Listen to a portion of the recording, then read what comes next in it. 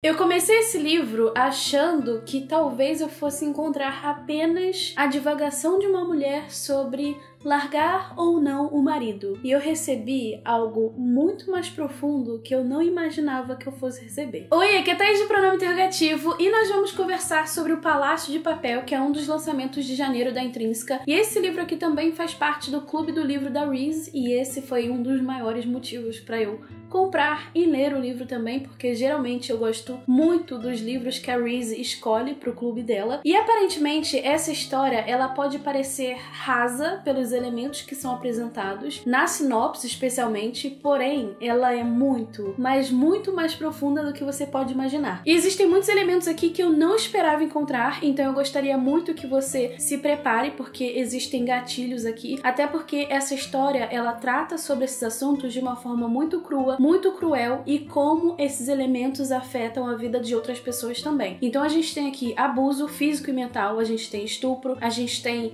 abandono e muitas outras coisas na mesma linha. Então se prepare caso você queira ler esse livro, ou se você tem algum gatilho sobre um desses assuntos, não leia, tá? Mas falando sobre o livro, a gente tem uma história que a grande promessa dela é se passar em 24 horas. E particularmente eu acho muito desafiador para quem escreve fazer uma história que seja possível com uma bela execução se passando em 24 horas. Porém, a Miranda Colley aqui, ela conseguiu trazer esse elemento assim com muita maestria, porque ela acaba intercalando com o presente e com o passado também. E eu acho que essa forma de intercalar entre o passado e presente é muito sábio e também acaba te prendendo a história, obviamente. E O Palácio de Papel, a gente vai acompanhar a história da Elle, que acaba passando o verão na propriedade que o avô construiu. Então vai ela, o marido, os filhos, alguns amigos, enfim, e ela acaba transando com o Jonas. E o Jonas é um rapaz que faz parte da vida dela há anos, desde a sua infância, e ela vai ter que decidir entre ele e o marido, o Peter. Porém, e sempre existe esse porém que eu amo bastante, até a gente chegar à decisão de fato do que a Elle vai querer fazer, a gente vai acompanhar a história de diversos outros personagens, como a irmã dela, a Anna, como a sua mãe, a sua avó e muitas outras personagens que acabaram tendo as suas vidas afetadas de certa forma ou marcadas por algo que aconteceu com elas, seja algum tipo de abuso que elas passaram,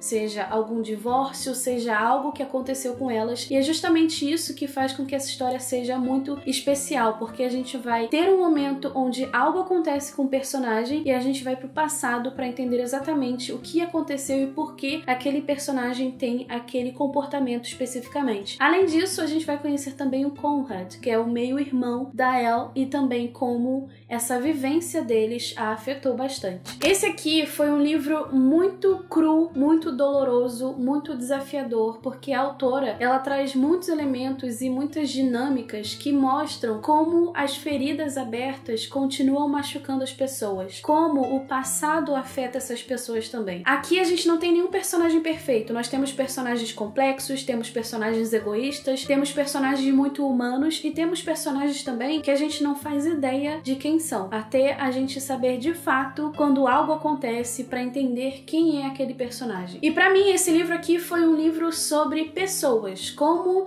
essas pessoas passam por determinadas situações e como elas são mudadas para sempre. E assim, não espere uma história bonita, encantadora, que seja como sentar na praia olhando um final de tarde, um pôr do sol. Espere uma história sobre pessoas que é dolorosa, que é triste e que você vai esperar talvez o pior das pessoas. E existe aqui um momento que a mãe da Elle fala com ela sobre pensar Botticelli. E assim, é o pior conselho que ela pode dar para a filha, e a própria filha fala isso. E ela fala assim: seja como a Vênus, estando ali na metade da concha, de lábios fechados, até mesmo por estar modestamente nua.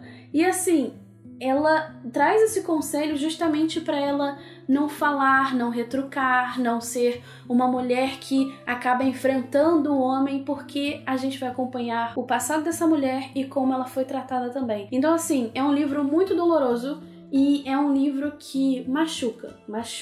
Eu não concordo 100% com as decisões da Elle ao longo da história, não concordo com muitas das suas ações, obviamente, mas eu achei muito interessante ver isso dessa perspectiva que a autora traz aqui. E outra coisa, eu amaria ver uma adaptação desse livro aqui, viu? Antes de você ir embora, me conta aqui nos comentários se você gostaria de ler O Palácio de Papel, se você já leu e gostou da história. Vamos conversar um pouquinho aqui nos comentários. Se você ainda não é inscrito ou inscrita aqui no canal, se inscreve pra gente continuar falando sobre livros e também me segue lá no Instagram, porque eu tô sempre postando fotos, a gente interage, stories, essas coisas. A gente se vê no próximo vídeo, super beijo e tchau, tchau!